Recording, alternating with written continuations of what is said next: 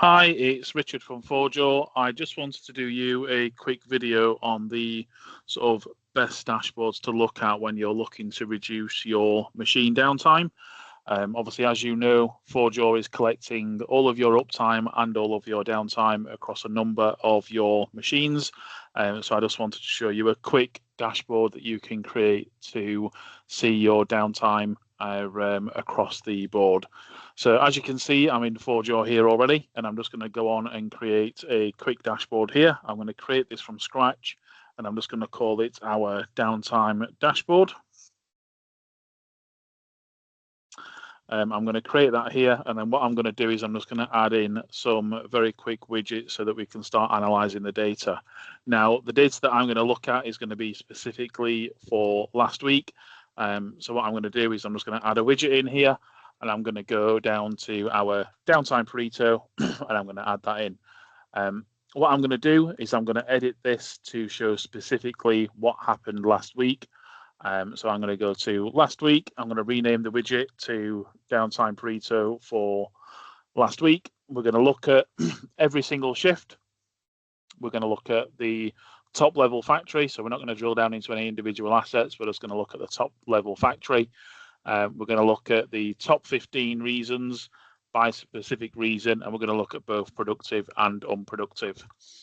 If I click save there, we can clearly see that our main downtime reason across the machines last week was on machine inspection, totaling 41%. If I want to look at this as hours, I can do that. I can edit that here, and I can come down to exact hours and minutes. So we can then see exactly how many hours and minutes we lost to on machine inspection last week. Now, what I'm going to do, I'm going to go delve a little bit further here. I'm going to look at what happened on each of the machines last week, and we'll do it that way. So if I could then go on to duplicate this widget here, and rather than looking at the top level organization like we were doing, what I'm going to do is I'm just going to select the cooling through machine, as you can see here, and then click save. You can see here that on machine inspection actually equated to 5 hours and 9 minutes on the machine that we have just selected. So if I just go on to edit there, what we can do is we can update this here to cooling through, and we'll save that one. So that's the cooling through machine. Obviously we can repeat this process so that we can look at each of the individual machines for last week.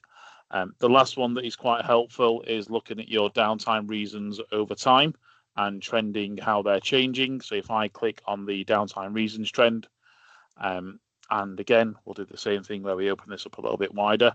As you can see, this is showing us this week at the moment. We want to edit that to show last week's data. As we discussed, the main downtime reason was on machine inspection. So we're going to put that in here like so. Still covering all of the 5 shifts, still covering the top level factory, but rather than us looking at the specific reasons, I'm going to remove some of these that we're not that interested in. So if I keep going down, soft machine inspection and heat, so we're looking at on machine inspection by downtime reason daily. If we look at rounded hours, and we're going to look at last week, I then click save. That shows us what days we lost the most to on machine inspection last week.